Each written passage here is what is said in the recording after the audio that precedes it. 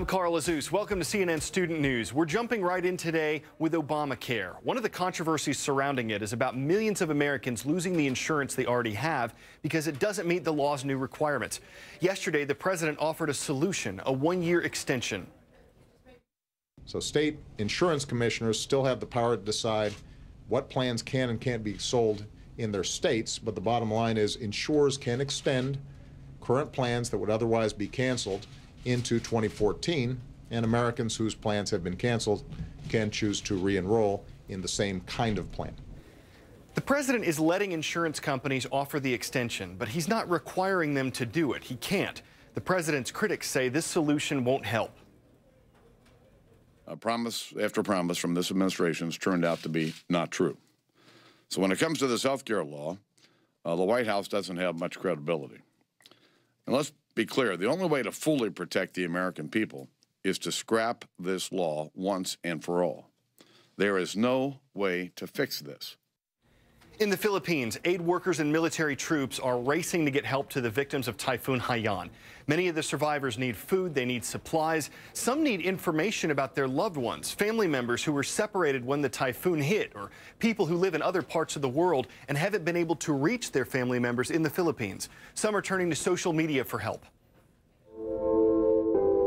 We found a video online of the neighborhood right next to Renelin's mother's home, and the storm chaser actually filmed the house kind of, blowing away. So we're worried.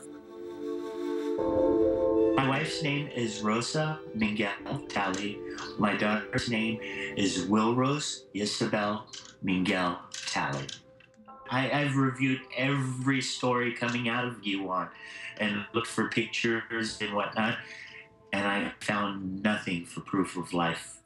I'm searching for my mom, and her name is Lydia Advincula. I am also looking for my sister, my brother-in-law, my niece, and my two nephews.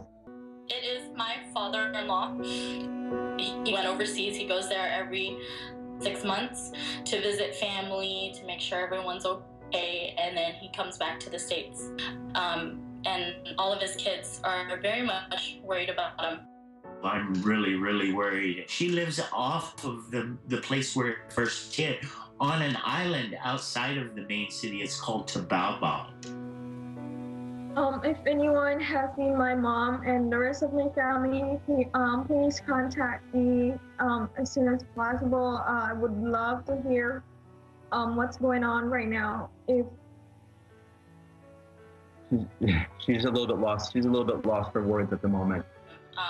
It's very nerve-wracking to know that you can't do anything, but we're very positive.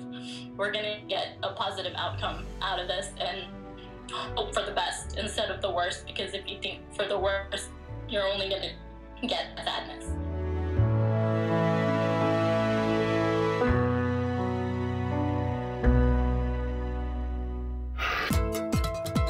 Just the facts. OSHA is the Occupational Safety and Health Administration. It was established in 1970, and it's part of the U.S. Labor Department. OSHA's mission is to make job conditions safe and healthy for American workers. It does that by creating and enforcing safety standards and through training and education programs. The workplace in this next report is not your typical office. Instead of desks, there's this giant water tank. Some of the co-workers are 10,000-pound whales. At SeaWorld, OSHA says some of the park's trainers were put in workplace situations with known hazards, so the agency came up with new guidelines to increase safety. But SeaWorld says those guidelines will hurt the company's business, and now the workplace issue has become a legal one. The stakes are as big as the star performers at the heart of the matter. SeaWorld appealing to a 3-judge federal appellate panel, asking them to overturn an OSHA ruling restricting trainers in the water with killer whales. No cameras were allowed, but there was such high interest, the hearing was held at a law school auditorium. The 2010 death of veteran SeaWorld trainer Dawn Brancheau brought an end to breathtaking performances like these. Brancheau was mauled by the killer whale she was working with. and was the third death connected to the same killer whale. All of a sudden, the whale just latched onto her and took her under. OSHA ultimately fined SeaWorld $12,000. But more important, it banned close contact between humans and killer whales during performances. SeaWorld argued that interaction is the crucial part of its business. Is that a legitimate argument? I think it is a legitimate argument. Again, they're taking the position that this isn't just the way that we do work. It's our product. Benjamin Briggs has argued corporate appeals to OSHA rulings and says what the government agency has on its side is history. There's a long and well-documented track record of these types of animals behaving aggressively towards humans to the point that they've caused a number of fatalities, not only at SeaWorld, but at other places. Eugene Scalia, son of Supreme Court Justice Antonin Scalia, argued in the hearing that OSHA has no more right to impose restrictions on SeaWorld than it does to regulate tackling in the NFL or speed limits in NASCAR. The judges took note, but didn't give any indication of which way they may rule. In his argument appealing the OSHA ruling, SeaWorld many times referred to that connection between the NFL and NASCAR, saying that there are some businesses that just inherently have some risk. To that, a judge piped in and said, well, maybe, but for NASCAR, we've added seatbelts, and for the NFL, they've added helmets. In other words, there are ways to add safety protocols that don't really damage the business. Martin Savage, CNN, Washington. It's time for the shout-out. Which war saw the first battle between ironclad ships? If you think you know it, then shout it out. Was it the War of 1812, Spanish-American War, Civil War, or World War I? You've got 3 seconds. Go. The first face-off between naval warships with iron plating happened in 1862 during the Civil War. That's your answer, and that's your shout-out.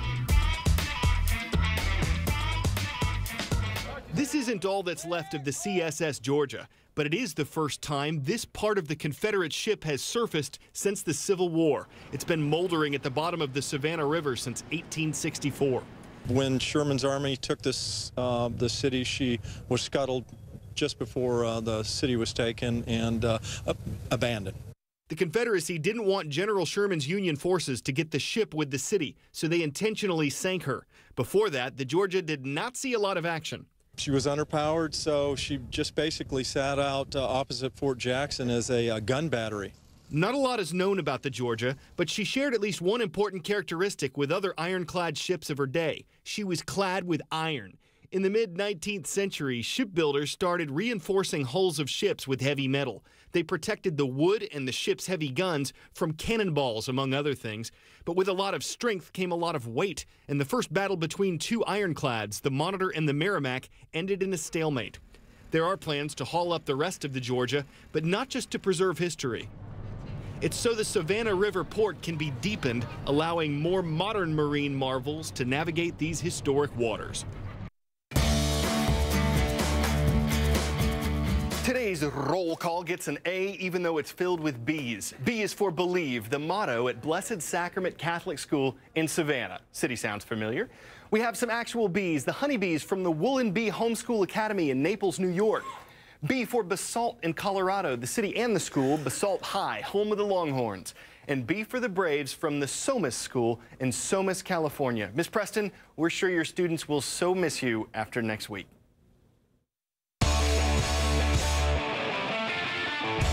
We usually close with some kind of kicker video, but this one's kind of tricky. This punter just nails a field goal without a snap or a hold. We'll show you again in slow-mo.